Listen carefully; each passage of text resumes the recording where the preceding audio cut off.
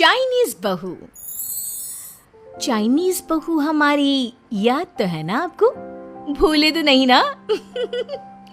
हाँ भाई, थोड़ी देर में ही सही, लेकिन चाइनीज बहू की कहानी आ ही गई।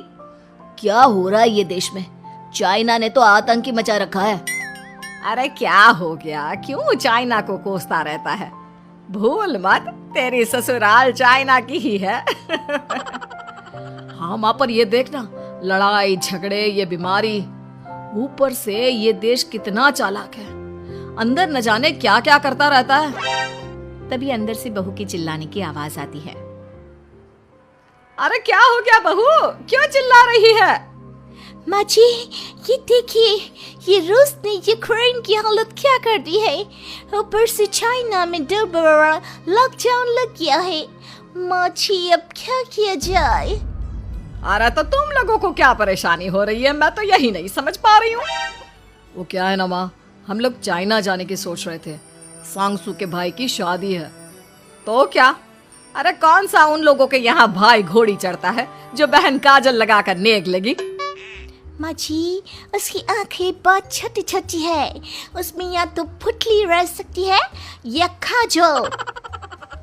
साले की पुतली निकाल कर काजल लगा दो, अंधा कहीं का। क्या क्या बोले तुम मेरे भाई के बारे में?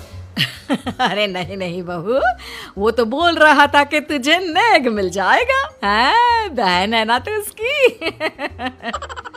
नहीं नहीं माँ जी, मैं सब समझती, ये मेरे भाई का मजाक बनाते रहते।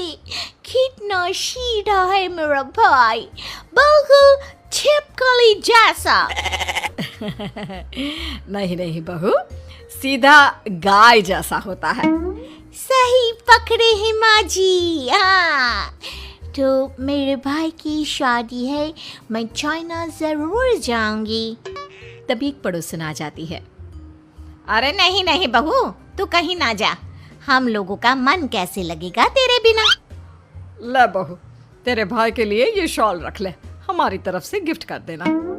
अरे सब कितने अच्छे हैं, मेरी चाइनीज बहू को कितने प्यार से तुम लोगों ने एक्सेप्ट कर लिया। सच में बड़ी भाग्यशाली हूँ मैं। कैसी बात कर रही है? ये तो हम लोगों के देश की एक खूबसूरती है कि हर किसी को दिल से अपना लेते हैं, बस वो भी दिल से हमें अपना समझे। कैसी बात कर रही है आंटी जी? मेरे लिए आप सब सासू माँ जैसी ही हैं। मुझे भारत बहुत अच्छा लगता है, ये सबसे अच्छा देश है, मेरा भारत महान। वैसे भी लड़के की शादी जहाँ होती है वो तो वहीं की हो जाती है ना। जीती रे बहू, सही बोल रही है। औरत तो होती ही पानी की तरह है, जो जहाँ जैसे रखे वैसी ही शेप ले लेती है।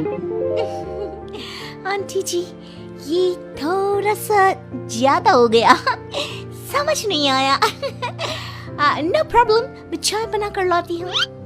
फिर क्या, वो दिन भी आ जाता है जब बेटे बहू को चाइना जाना पड़ता है। वहाँ जाकर बहू का भाई कहता है, मेरे बहन आ गए, मेरे बहन आ गए। मैंने सबको बोला कि सब हिंदी में बात करेंगे, नहीं तो बहन नाराज हो जाएगी।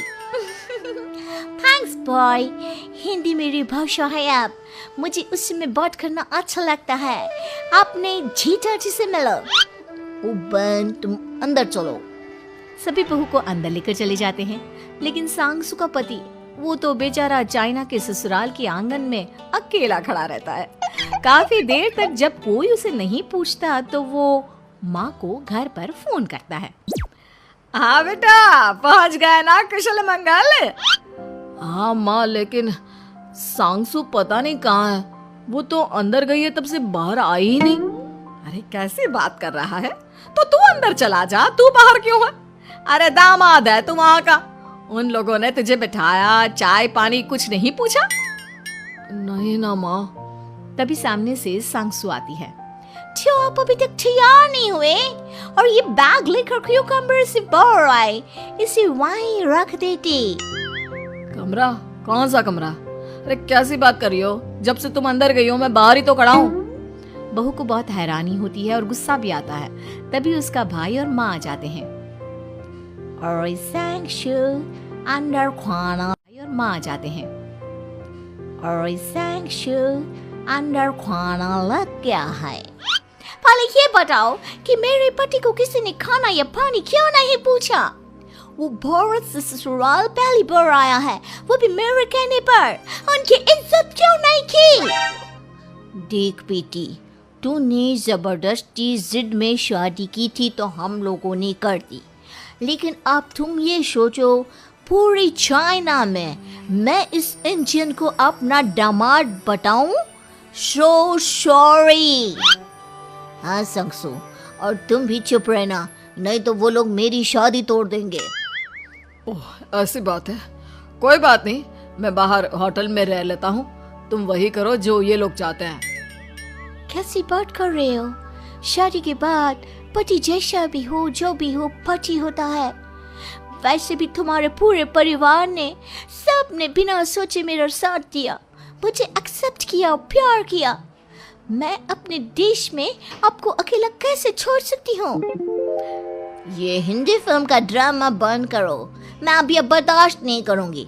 चुपचाप अंदर चलो, नहीं तो ये शादी वादी यहीं खत्म करके इसे अकेले ही इंडिया जाना पड़ेगा। कैसी बात कर रही हो माँ? ये मेरे पति हैं। है नहीं था, हम लोगों ने यहाँ वकील को बुला लिया है, जिसके बाद अब तेरा तलाक करा के हम यहाँ के चाइनीज लड़के से तेरी शादी करा देंगे।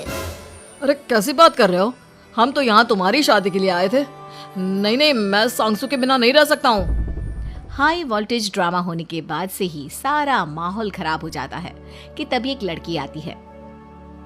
मैंने सारा इंतजाम कर दिया है, सांगसू की शादी का मंडप परसों लग जाएगा, तब तक इसके पति को कमरे में बंद कर देते हैं। सभी सांगसू के पति का हाथ बांधकर उसे कमरे में बंद कर देते हैं। ये क्या कानूनी है? आप लोग मेरे पति के साथ ऐसा नहीं कर सकते हैं। मैं किसी से शादी नहीं करूंगी, ये साफ बात है। पहले मैं अपनी शादी करूं, फिर तेरी भी शादी करवा दूंगा। सब कुछ तय हो जाता है, भाई की शादी हो जाती है। फिर वो दिन भी आ जाता है जब सांगसू की शादी वो लोग जबरदस्ती करने के लिए उसे मंडप पर ले जाते हैं। ऐसा मत करो, ये मेरी बीवी है।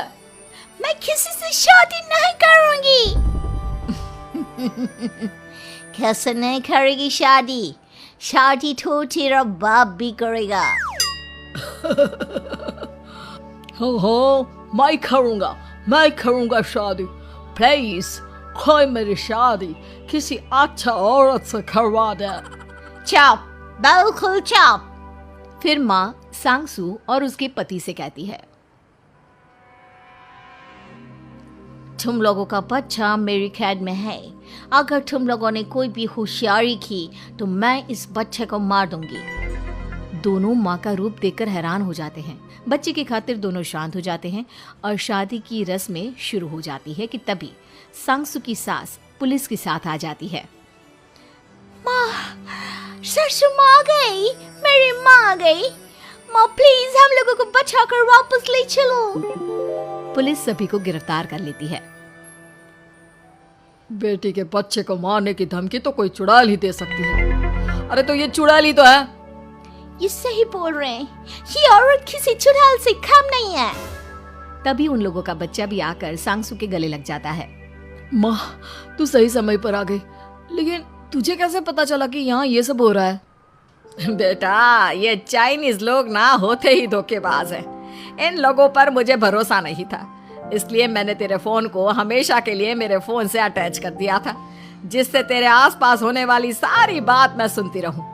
उस दिन भी मेरी तेरी बात हो रही थी तो तेरा फोन ऑन था, मैं सब समझ गई थी। मुझे माफ कर दो। नहीं, बिल्कुल नहीं। चलिए माँ जी, इंडिया वापस चलते हैं। आज के बाद मैं यहाँ कभी नहीं आऊंगी।